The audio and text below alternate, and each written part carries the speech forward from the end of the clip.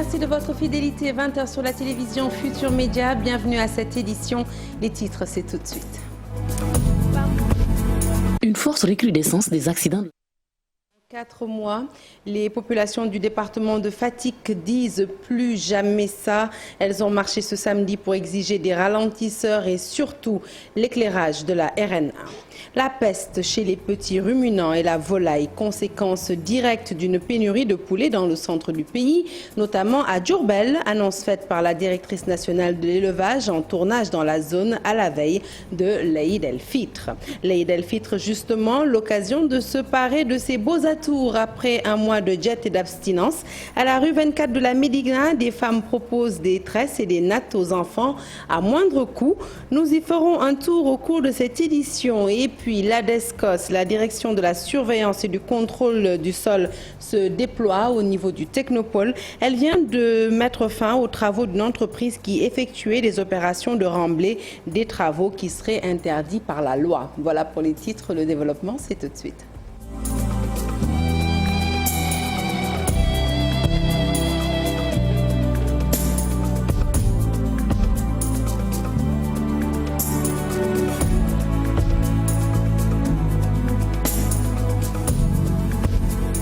Bonsoir à toutes et à tous. 23 morts, dont 15 en 4 mois. La route nationale 1 n'a jamais été aussi macabre à hauteur de Tataguine. Les populations ont marché ce samedi, marché pour exiger des ralentisseurs sur la voie, mais aussi et surtout l'éclairage de la route nationale 1. Une manifestation initiée par le mouvement des Cœurs Verts de Tataguine. La procession a pris fin avec la remise d'un mémorandum à l'autorité administrative locale. Le point, c'est avec Aminata Goudiaby et Abdou Karim Bey. Forte recrudescence des accidents de la circulation est constatée ces derniers temps sur la route nationale numéro 1. Des accidents qui se produisent pour la plupart à hauteur de l'arrondissement de Tataguine et les dégâts humains et matériels sont énormes. Nous avons cumulé les statistiques de janvier à nos jours, mais nous avons constaté ici au niveau de la sous-préfecture, on a enregistré 23 accidents à l'espace de 4 mois. 23 accidents donc composés pratiquement de plusieurs blessés et 15 morts. Ces accidents sont dus à l'excès de vitesse ou encore à un non-respect total du code de la route. Les habitants de Tataguine en ont assez.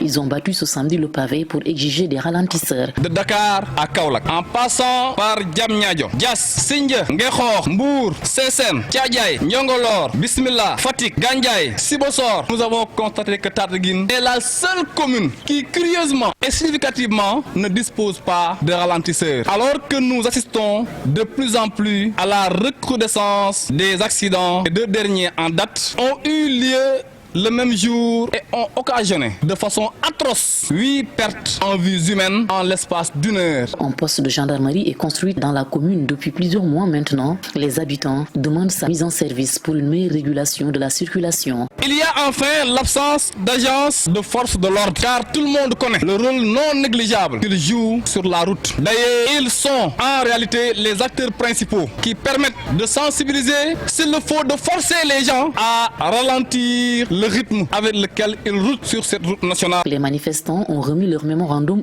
à l'autorité administrative après la marche. Il y a des prémices d'une solution. Nous avons tous suivi son Excellence le Président de la République lors du dernier Conseil des ministres donner des instructions aux services en charge de la sécurité d'étudier la question, mais aussi d'aménager des ralentisseurs au niveau des points officiels. Et qui connaît Tataguine avec ses multiples virages, on sait que c'est une zone accidentogène. Je voudrais juste vous demander encore une fois de faire preuve de retenue et de patience. Cette marche, il faut le dire, a perturbé pendant quelques minutes la circulation sur la RN1. Les populations de Tataguine ont massivement investi la route nationale pour crier leur détresse. Parlons à présent de cette importante saisie, plus de 250 kg de chanvre indien, une prouesse de la brigade régionale des stupéfiants de Sédhiou. La drogue provient de Bignona. Les 7 trafiquants, tous bissau-guinéens, étaient en charge de l'acheminer sur Bissau. Alpagués par les limiers, ils ont pris la fuite, laissant leurs magots sur place. Une enquête est ouverte pour association de malfaiteurs et trafic international de drogue. Le service régional du commerce de Kolda a procédé à l'incinération d'un stock de 8 tonnes de marchandises prohibées. Ces marchandises ont été retirées du marché. La valeur du stock est estimée à plus de 10 millions de francs CFA. La cérémonie d'incinération a eu lieu en présence des autorités administratives. Les détails, c'est avec Abdoulaye Diallo. 8 tonnes de marchandises prohibées, c'est le stock de produits que le service régional du commerce de Kolda a incinéré. La cérémonie d'incinération a eu lieu en présence des autorités administratives et de quelques chefs de service. Ce matin, nous avons procédé à la cérémonie d'incinération des produits qui sont impropres à la consommation. Il s'agit des produits retirés par le service régional du commerce de Kolda. Ces produits sont soit périmés, soit non conformes au règlement en vigueur.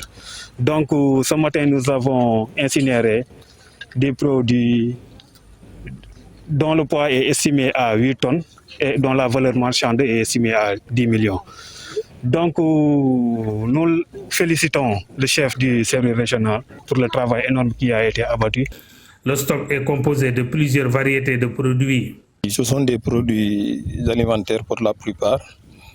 Donc, des produits périmés, comme l'a dit M. le gouverneur, des produits contrefaits issus de la contrefaçon, mais également des médicaments et d'autres produits d'origine frauduleuse. Ça fait partie de nos missions que nous exécutons tous les jours. Donc, c'est une mission de veille. Nos équipes sont sur le terrain tout le temps pour justement non seulement retirer les produits qui sont impropres à la consommation, mais également veiller à ce que les prix homologués par nos services soient respectés. Le ramadan est une des périodes de grande consommation où certains commerçants véreux n'hésitent pas d'introduire dans le marché des produits impropres à la consommation. C'est le moment de les traquer jusque dans leur dernier retranchement. Allez, retour dans la banlieue dakaroise avec cette partie du technopôle détruite aujourd'hui en cause des opérations de remblai menées par une entreprise qui dit avoir l'autorisation de la direction des aires marines protégées. Bien, ce samedi, contre toute attente, la DESCOS y est intervenue pour stopper ces travaux au motif que cette opération de remblai est interdite par la loi. Les détails, c'est avec Nongoka, Laïan, nos reporters qui ont fait le déplacement sur place. Reportage. Des camions remplis de sable par un caterpillar en pleine manœuvre au niveau du poste de surveillance numéro 2 du technopôle. Ces gros porteurs s'apprêtent à quitter la réserve naturelle urbaine de la Grande Niaï de Pikine.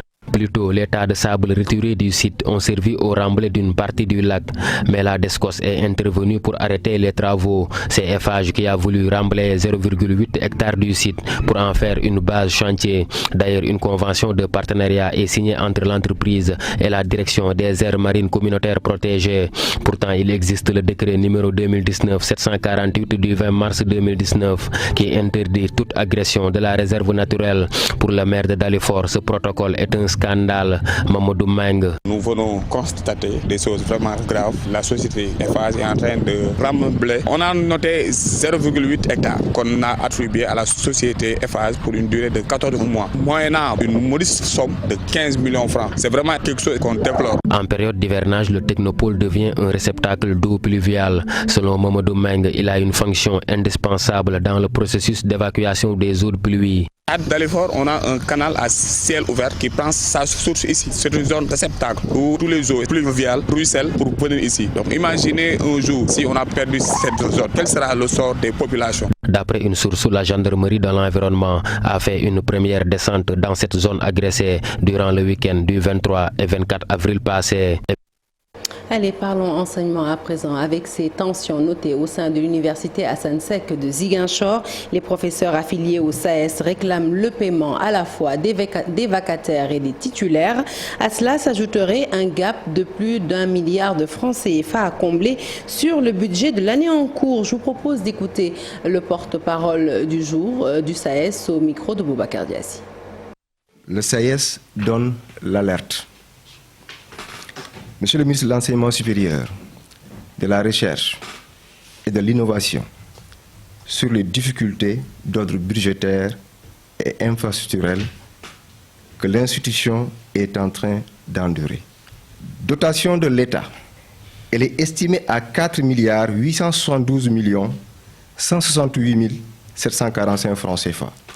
Nous avons des sommes dues aux vacataires assurant environ 60% des enseignements, c'est-à-dire équivalent à 2 semestres non payés comptant pour l'année universitaire 2020-2021. Heures complémentaires paires 2020-2021 non payées. Les voyages d'études 2021-2022 paires non budgétisés. Pour pouvoir entamer et boucler l'année universitaire 2021-2022, bien entendu, l'UAEZ a besoin d'une rallonge budgétaire de 1 528 141 267 francs CFA. L'UAEZ attend sans délai de rentrer dans ses fonds. Il faut signaler que les vacataires sont déjà dans le combat par un moyen aussi efficace que celui de la rétention des notes. Le SAES préfère alerter pendant qu'il est temps. Et si rien n'est fait pour apporter les réponses appropriées à toutes ces questions, il tient le MESRIS pour seul responsable des conséquences qu'il a découlées. Crise des valeurs, déstructuration du tissu social, religieux et enseignants portent le combat. C'est à Tivaouane que s'est tenue la conférence qui a pour objectif de poser un diagnostic sans complaisance sur les dérives constatées au sein de la société sénégalaise. Des pistes de solutions ont toutefois été proposées et le projet social de feu Serigne Babacar Sy a été cité en référence. Cheikh Anta Diop, Seylatir. La crise mondiale, l'incivisme, le manque d'ambition des jeunes, bref, ces religieux et acteurs de développement ont réfléchi pour diagnostiquer les maux qui gangrènent notre pays. Selon le professeur Abdou Aziz Kébé, conférencier, on doit se baser sur le projet de société de Serigne Babacar Sy. Master 1, Master 2, Master X. L'inertie, c'est la mort sociale. Chacun doit trouver les moyens de ses ambitions. Une alternative s'est offerte aux jeunes. Il n'y a pas de sous-métier. Il faut se former et de se donner une carrière en perspective. Il y a beaucoup de métiers. Les métiers sont là.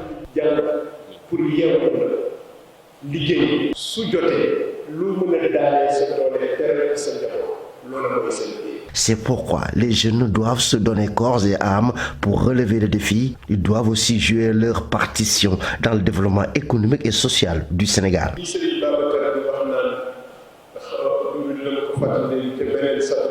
Et pourtant, Serigne Babacar Sy l'avait prédit dans ses écrits. Dans le contexte actuel de crise mondiale, nous devons faire ce qu'on appelle la révolution des mentalités. Si nous voulons développer notre pays, consommons ce que nous produisons. C'est le fondement de l'autosuffisance alimentaire. Devant l'assistance dans l'enceinte de la grande mosquée de Zakba ici à Thiès, dans le cadre de la journée dédiée à Serigne Babacar Sy, Serigne Moustapha Sy Al Amin, Ndiassé Mbaye l'imam et des chefs religieux ont appelé les jeunes à retoucher les manches. À un peu plus de 24 heures de l'Eid el-Fitr, pénurie de poulet dans la région de Diourbel. Cette pénurie serait la conséquence directe de la peste qui fait actuellement des ravages chez les petits ruminants, mais aussi chez la volaille. La peste qui fait donc actuellement des ravages dans la zone, notamment chez les petits ruminants et la volaille.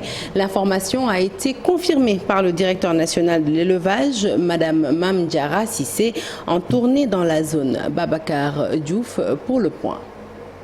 Les populations de la région de Diourbel pourraient connaître des difficultés à disposer de poulets pour la célébration de la fête de Korité. Docteur Mame Diarra Cissé, directrice régionale de l'élevage. Je n'ose pas dire que ça ne va pas manquer, mais bon, en tout cas, on sait que bon, si beaucoup d'efforts ne sont pas faits, quand même, il y aura un manquement de temps, plus que 30 jours ou bien même 45 jours avant donc la fête, il y avait un pénurie de poussins.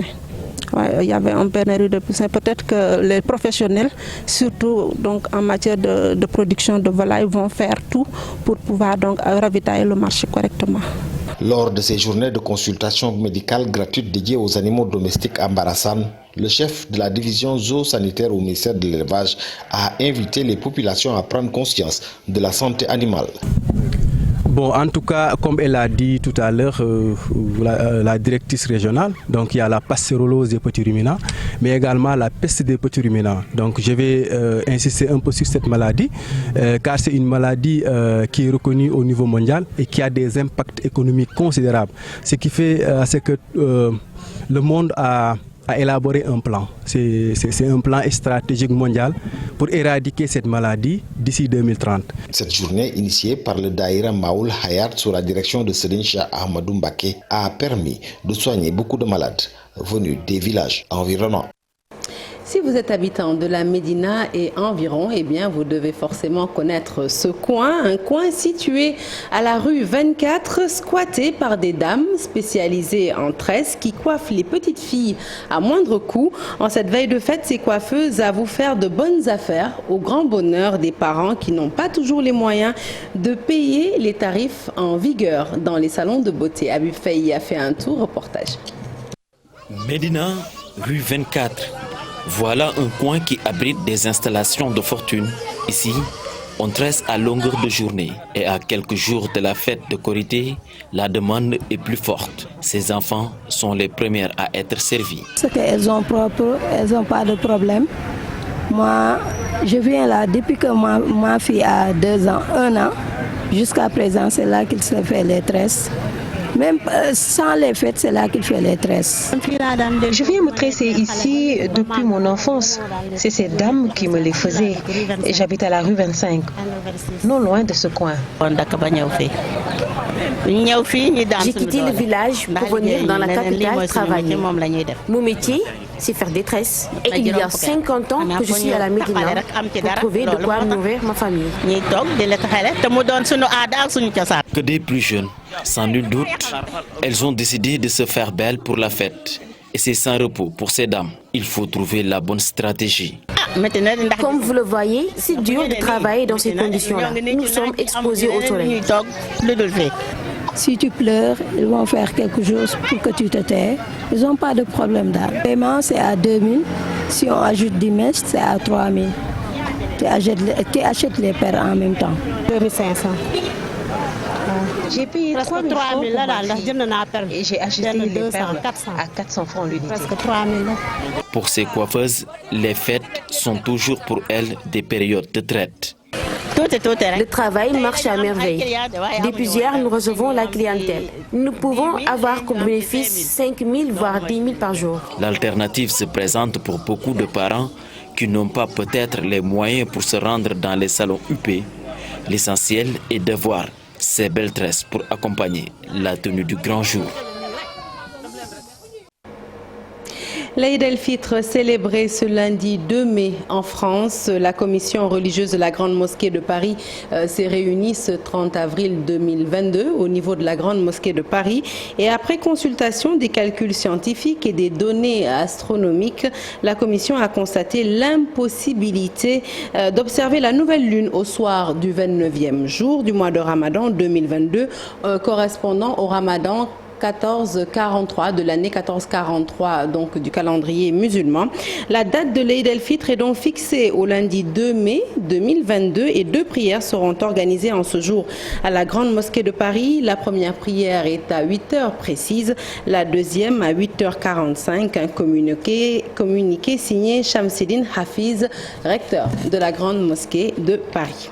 Actualité sportive, juste avant de se quitter, le Sénégal se trouve dans le groupe A de la CAN féminine 2022 en compagnie du Maroc, de l'Ouganda et du Burkina. Un groupe compliqué selon le sélectionneur de l'équipe Mamoussa Cissé qui ne cache pas son ambition d'atteindre le dernier carré. Nous l'écoutons, ses propos sont recueillis par Chersali Boudjara. Après le tirage, nous nous retrouvons dans la poule A, qui est la poule du pays organisateur. Le Maroc, qui, sur ces dernières années, a mis beaucoup de moyens pour le développement du football féminin, qui a eu à organiser beaucoup de matchs amicaux pour se préparer. Nous-mêmes, nous avons pu bénéficier d'une invitation pour aller jouer contre elle. Donc c'est un pays qui a des ambitions réelles par rapport à cette compétition. À côté, nous avons le Burkina Faso, qui c'est vrai qu'elle va découvrir pour la première fois une Coupe d'Afrique des Nations, mais c'est un pays qui a des qualités techniques, mais aussi des qualités physiques à faire prévaloir. De l'autre côté, nous avons l'Angola, que nous ne connaissons pas beaucoup, mais qui a un peu les mêmes caractéristiques que le Cameroun. C'est un football souvent très agressif, très direct, très physique. Mais comme nous l'avons toujours dit, notre ambition sera de faire une bonne Coupe d'Afrique. On va y aller certes avec de l'humilité, mais nous avons la volonté de faire un bon tournoi pour essayer de sortir de notre poule.